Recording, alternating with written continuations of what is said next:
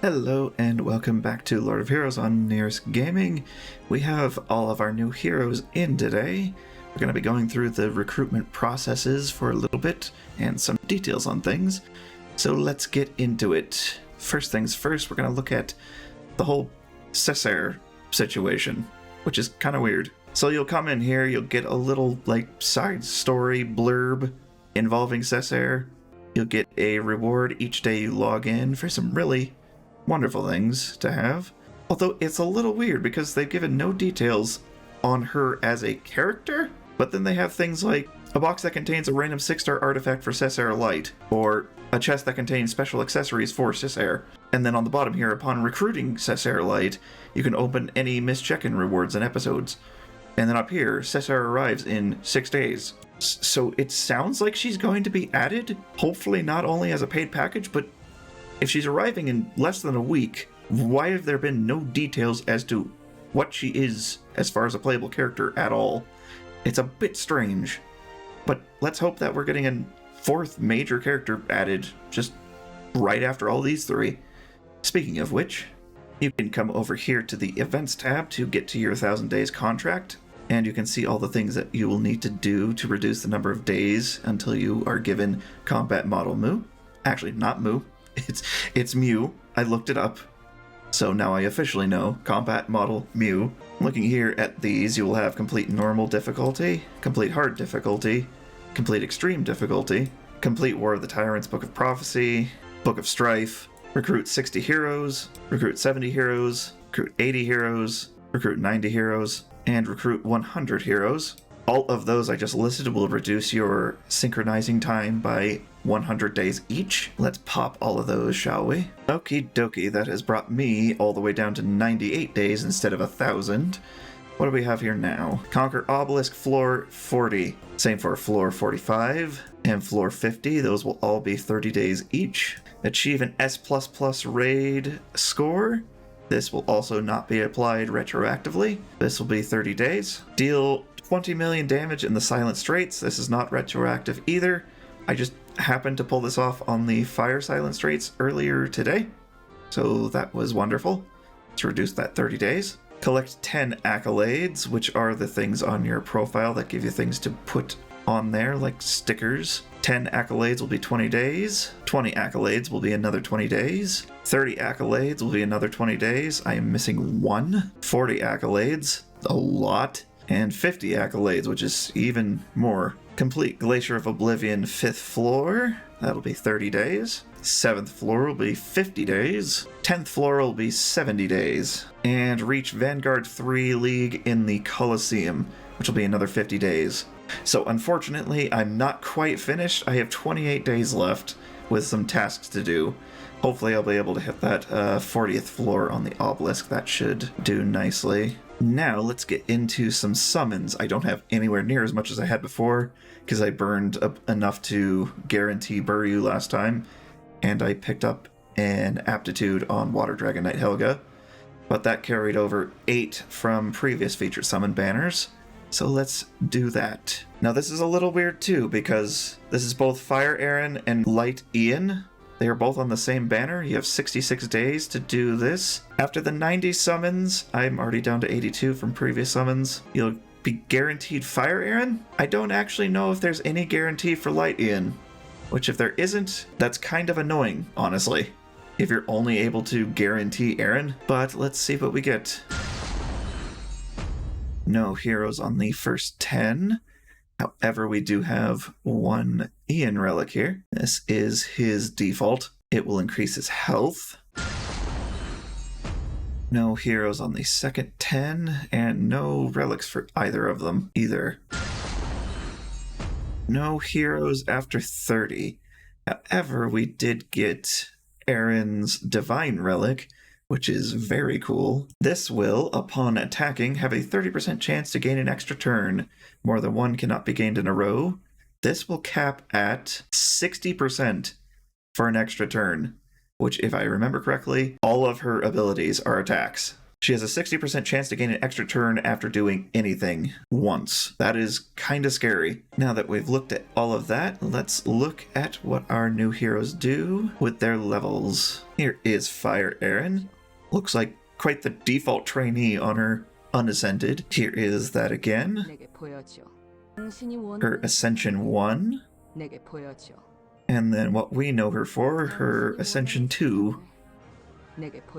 Her 1 attacks a selected enemy, 100% chance to fill all allies' action gauge by 15%. I don't quite know why that doesn't just say fills all allies' action gauges by 15%. Kind of feels redundant. But anyways, damage increases based on user defense. It's going to be nothing but damage all the way to level 6, where it will gain an extra 5% action gauge fill. Her 2, 4-turn cooldown, fills burst gauge by 156. Attacks all enemies, 70% chance to inflict each target with Scald for 2 turns, which will cause fire elemental enemies to deal 20% more damage to the target. This ability also increases crit hit damage of all allies for 3 turns, and the damage increases based on the user's defense. This is nothing but damage going through all of the levels. It's like she's supposed to be a hybrid buffer and damage guardian, which is a little weird as to why she is a guardian in the first place. Her burst, spirit cost 4, attacks all enemies, grants the user Pierce and Berserk for 3 turns. Berserk will reduce her max health by 10% each turn, but increase her attack and defense by 30%. This will deal up to 100% additional damage when there are fewer targets. Damage increases based on the user's defense. This is nothing but damage, except at level 6, where the spirit cost will go down by 1 to 3. So most of her levels are purely damage increase for the most part, which would lend to the idea that she's supposed to be more of a DPS, which kind of how she felt in the story. But she's heavy on the defense scaling, and she's a guardian, which you would think contradicts a bit, but then we have Buryu, who's a commander, most of which are defensive. Except for him, he can dish out hefty amounts of damage. So we'll have to see with experimentation once I finally get her. Here is Light Ian, kind of just wearing casual clothes at 0 Ascension. Here is that again. Ascension 1. Actually, I like the color palette of this one a bit more. And Ascension 2. His 1 attacks a selected enemy, heals the user in proportion to the damage dealt. 70% chance to inflict exposed weakness for 2 turns, which will cause the target to take increased damage by 5% for every debuff inflicted on them currently, up to a maximum of 50%. This will get increased health leech at the first level up, then 3 levels of damage and more increased health leech at level 6. His 2, cooldown of 3 turns at default, fills burst gauge by 390, increases the attack and resistance of all allies for 2 turns, 70% chance to reduce the defense and resistance of all enemies for 2 turns. And this gets a debuff chance increase of 10 at level 2 and 5, increased burst gauge gain up to 50% at 3 and 4 total, and gets a cooldown reduction of 1 at level 6. So this is an every other turn ability at max level, with a 90% chance to reduce defense and resistance of all enemies. That is nothing to scoff at there. That is fantastic, especially for an AoE. His burst, spirit cost 3, attacks a selected enemy, a 40% chance to reduce debuff rate, speed, critical hit rate, and critical hit damage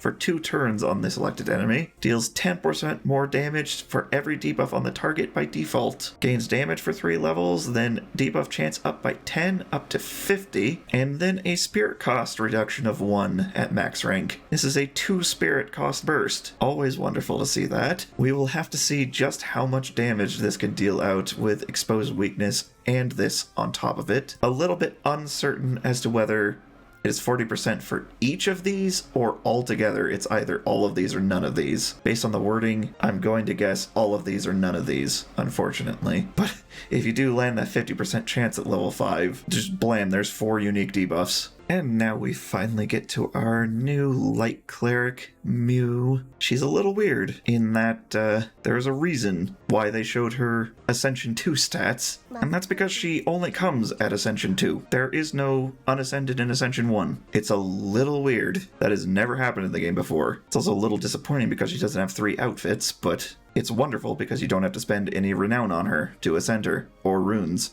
Just automatically Ascension 2. So there are ups and downs, but let's get into the abilities. Her 1 attacks a selected enemy, 70% chance to reduce their attack power for 2 turns. This will gain burst gauge for the first 2 levels, damage for the 4th, and another 20% total debuff chance the next 2 levels. This caps at 90% chance to reduce attack power by 2 turns. It's already better than Earth Charlotte's 1 by default, and it just outshines Earth Charlotte's 1 on every level. Kinda sad for Earth Charlotte. I hope she gets buffed in the future. But this is an amazing one for a cleric. Solid debuff chance and good debuff. Her 2, cooldown of 4 turns, burst gauge by 156, attacks all enemies, increases the defense of all allies for 2 turns, heals all allies in proportion to the user's maximum health. Cooldown reduction of 1 at level 2 and level 6, and increased recovery every other level. This gets to a 2-turn cooldown, so you can use it every other turn, much like Light Siegfried. Her burst, spirit cost 4,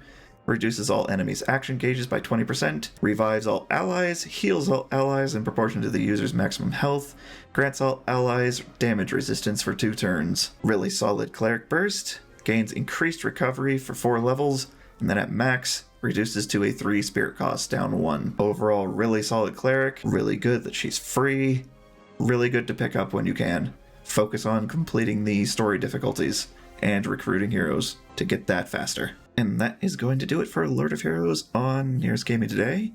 We just hit over 100 subscribers, so I wanted to thank all of you for joining in on this little venture, and I will see all of you in the next video.